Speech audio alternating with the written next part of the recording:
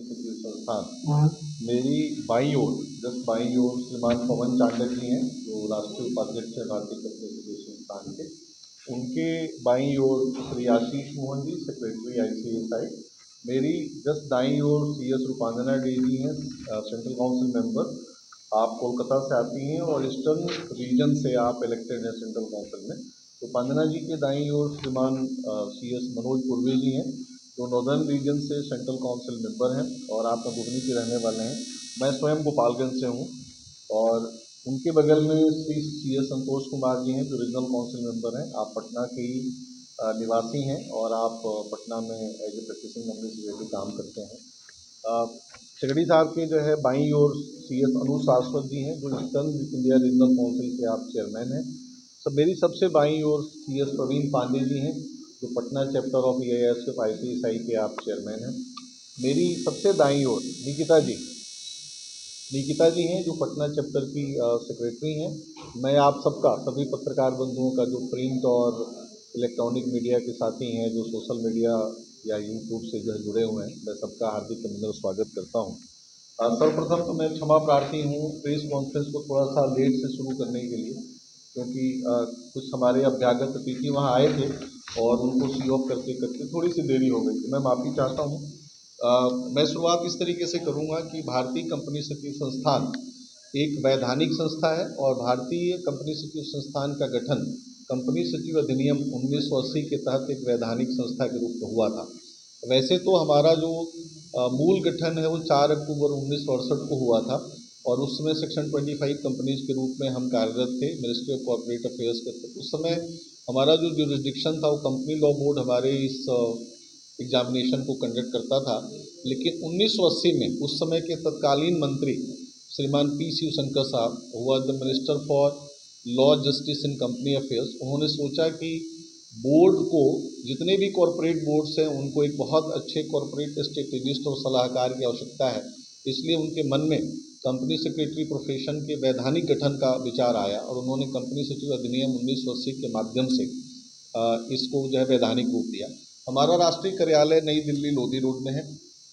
हमारी 4 regional council हैं, दिल्ली, मुंबई, कोलकाता और चेन्नई। हमारे 4 CCGRT हैं, centre for corporate governance research and training. Mumbai में नवी मुंबई, हैदराबाद, कोलकाता और चौथा जो आ रहा है वो मानेसर गुरुग्राम में आ रहा है नई दिल्ली के पास। और हमारे 73 चैप्टर्स हैं जिनके माध्यम से हम अपने सारे विकास के कामों को आगे बढ़ाते हैं। पटना भी उसमें से एक है, पटना गोल्ड चैप्टर है प्रवीण जी, और काफ़ी वर्षों से सक्रिय है। और मेरी भी पढ़ाई यहीं पे 1996 में शुरू हुई थी। फिर मैं दिल्ली गया, वहाँ से मैंने CS फाइनल की पढ़ाई करी और मैं कंपनी सेक्रेटरी बना। तो पटना से विशेष लगाव है और मैं गोपालगंज के भोरे से आता हूँ और मैं बिहार का दूसरा निर्वाचित राष्ट्रीय अध्यक्ष हूँ। मेरे से पहले श्रीमान CS निसार अहमद साहब थे जो सिवान के थे, मैं गोपालगंज से हूँ। तो आज हमारा पूर्वी क्षेत्र का दीक्षांत समारोह था। तो जितने कंपनी सेक्रेटरी पास हुए हैं जिनको मेंबरशिप मिली है उनको आज डिग्री देने का दिन था। तो ऊर्जा ऑडिटोरियम राजवंशी नगर में हमारा कार्यक्रम था। श्रीमान सम्राट चौधरी साहब जो बिहार के उप मुख्यमंत्री हैं, माननीय उप मुख्यमंत्री जी हमारे मुख्य अतिथि थे।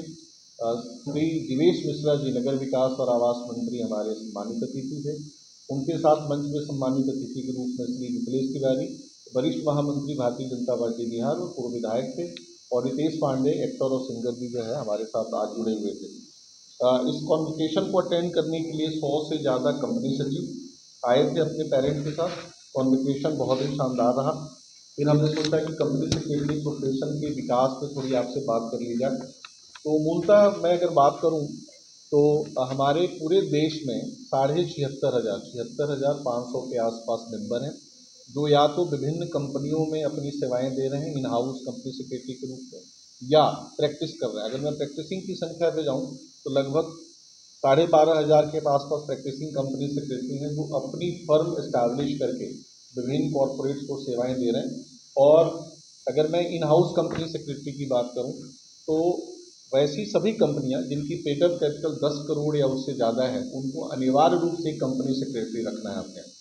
और जो लिस्टेड कंपनियां हैं किसी भी स्टॉक एक्सचेंज में उनको भी अनिवार्य रूप से एक कंपनी सेक्रेटरी रखना है। तो हमारी कंपनी सेक्रेटरी विभिन्न कंपनियों में एज ए कंपनी सेक्रेटरी या सीनियर पोजीशन पे इन हाउस लीगल काउंसिल के रूप में अपनी बड़ी उल्लेखनीय सेवाएं दे रहे हैं। और मैं ये बताना चाहूँगा कि हमारे यहाँ 4 अक्टूबर 2017 को माननीय प्रधानमंत्री श्रीमान नरेंद्र मोदी जी एज ए मुख्य अतिथि आए थे और उनका एक बयान बड़ा महत्वपूर्ण, उन्होंने कहा था कि भारत में जब भी कॉरपोरेट गवर्नेंस की बात हो, व्यावसायिक सुशासन की बात हो, तो कंपनी सेक्रेटरी की सलाह से ही व्यावसायिक सुशासन का जो है पहिया घूमता है। ये हमारे लिए बहुत उल्लेखनीय जो है बयान है। उसके बाद 2019 में महामहिम रामनाथ कोविंद जी आए थे मुख्य अतिथि के रूप में फाउंडेशन डे में। 2023 में महामहिम द्रौपदी मुर्मू जी आई थी। अभी दुबई में 24 अप्रैल 25 अप्रैल को हमारा मिडिल ईस्ट कॉन्फ्रेंस था, उसमें पुनः महामहिम पूर्व राष्ट्रपति रामनाथ कोविंद जी आए थे। तो हमारा गवर्नमेंट के साथ एक कनेक्ट जो है लगातार बना हुआ है और गवर्नमेंट हमारे ऊपर एक बहुत भरोसा जताती है कि जब भी व्यावसायिक सुशासन की बात होगी, कंपनी सेक्रेटरी अपनी बहुत उल्लेखनीय सेवा राष्ट्र को जो है दे रहा है। अब आप ये जरूर जानना चाहेंगे कि कंपनी सेक्रेटरी की कंपनियों के अंदर मूल भूमिका क्या है, तो मैं इसमें थोड़ा सा प्रकाश डालूंगा। मूल भूमिका ऐसी है कि कंपनियों के जितने कानून लागू होते हैं भारत सरकार द्वारा, भारत के पार्लियामेंट द्वारा जो पारित हैं या राज्य की सरकारों द्वारा पारित हैं, तो उसमें उन कंपनियों का कानून का अनुपालन, कंप्लायंस जो है ठीक से हो रहा है कि नहीं हो रहा है, ये मूलतः कंपनी सेक्रेटरी की जिम्मेवारी है। और इस पे एक सेक्शन 205 भी है कंपनी अधिनियम 2013 में, जो कहता है कि समय समय पर कंपनी सेक्रेटरी को कंपनी के बोर्ड को ये बताना पड़ेगा कि कंपनी एक्ट 2013 का अनुपालन ठीक से हो रहा है कि नहीं, और कंपनियों पे जितने कानून लागू हैं उनका अनुपालन ठीक से हो रहा है कि वो नहीं हो रहा है। इसके अलावा हम लोग एक सेक्रेटरियल स्टैंडर्ड, उसको सेक्रेटरियल मानक बोलेंगे, SS1 और SS2 को भारत सरकार ने मान्यता दी है और हमारे SS1 और SS2 को Malaysian institute of chartered secretary ने अपनाया है। तो हमारा जो प्रभाव है वो वैश्विक हो रहा है और बाहर के जो 2 देश हैं वहाँ पे भी हमारे सेक्रेटरियल स्टैंडर्ड को लोग मान्यता दे रहे हैं। मैं अगर आंकड़ों की बात करूँ तो बिहार में हमारा 3 स्टेज है कोर्स का। CSET 12वीं पास करके कोई भी बच्चा CESET में का एग्ज़ाम क्लियर करके हमारे प्रोफेशन में दाखिला ले सकता है। तो पहला जो स्टेज है वो है CSET, दूसरा है CS एग्जीक्यूटिव और तीसरा है CS प्रोफेशनल।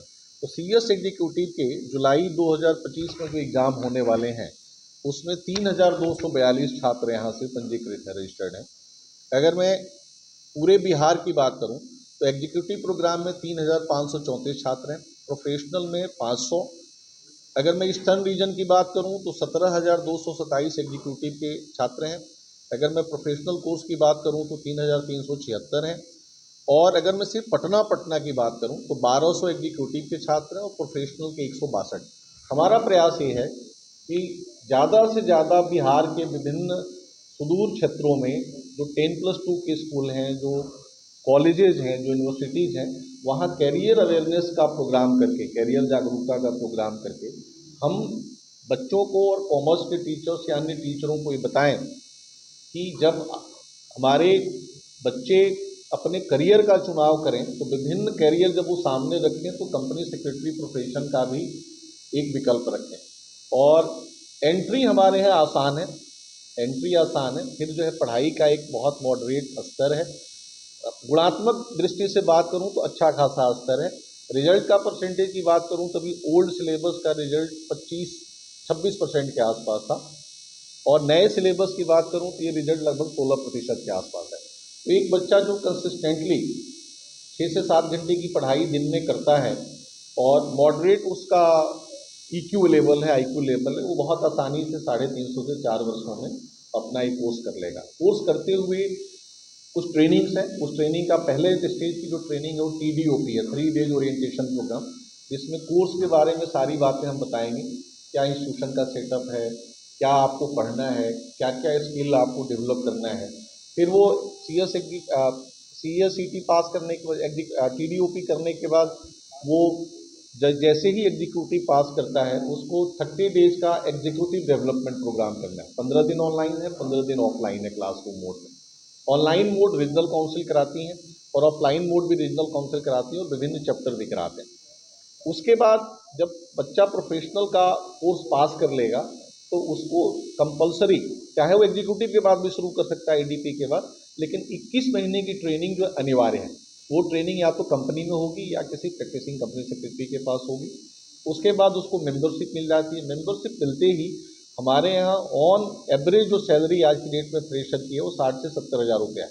और जितनी व्यवसाय आ रहे हैं भारत में, उसके हिसाब से आज की डेट में जो आईपीओ का बूम चल रहा है, उसमें कंपनी सेक्रेटरी की मार्केट में बहुत ज़्यादा डिमांड है, बहुत ही ज़्यादा। एक एक कॉरपोरेट हाउसेस में 12, 15, 20 कंपनी सेक्रेटरी भी हैं। अभी पीछे में मेरे को, मैं नाम लेना उचित नहीं समझता, मुंबई से फ़ोन आया कि साहब मेरे पास 30 ऑलरेडी कंपनी सेक्रेटरी हैं, मुझे 40 चाहिए, तो आप 10 की जो और व्यवस्था करके दीजिए। तो बूम है आईपीओ का। तो उसमें जो है रोजगार परक जो है शिक्षा है। और सबसे बड़ी बात है कि आप ये सुनिश्चित करते हैं कंपनी सेक्रेटरी के रूप में कि कंपनियां ठीक से व्यावसायिक कानूनों का अनुपालन कर रही हैं, व्यावसायिक सुशासन का अनुपालन कर रही हैं, और इस प्रकार से आप राष्ट्र के विकास में अपना बहुत बड़ा योगदान देते हैं। हमारे जो मेंबर हैं स्टार्टअप और एमएसएमई में भी बहुत बड़ी भूमिका निभा रहे हैं। हमारे मेंबर जीएसटी और इनकम टैक्स की कंप्लायंसेस में बहुत बड़ी भूमिका निभा रहे हैं। अभी पीछे में जो कंपनियां स्टॉक एक्सचेंज पर रजिस्टर्ड होती थी, उनको तो बड़ी अच्छी जो है लिस्टिंग वगैरह मिल जाती थी। जो एनजीओज हैं, खासकर जो है ट्रस्ट या सोसाइटी और सेक्शन 8 कंपनी, उनको फंड जुटाने में बड़ी दिक्कत होती। तो सेबी ने उनके लिए सोशल स्टॉक एक्सचेंज की व्यवस्था करी। कंपनी सेक्रेटरी भी as a social auditor recognise है। अभी आपको पता होगा कि ईएसडी पे काफ़ी बात चल रही है, इन्वायरमेंट, सोशल एंड गवर्नेंस। तो अभी हमारा जो संस्थान है, भारतीय कंपनी सचिव संस्थान, वो स्टीवार्डशिप कोड लेकर आया पिछले वर्ष। हमने दुबई में 6 सितंबर को इसको लॉन्च किया था। तो हमारा जो स्टीवार्डशिप कोड है, वो भारत का जो हम पहले इंस्टीट्यूट हैं जिन्होंने रिस्पॉन्सिबल इन्वेस्टमेंट में स्टीवार्डशिप कोड की बात करी है।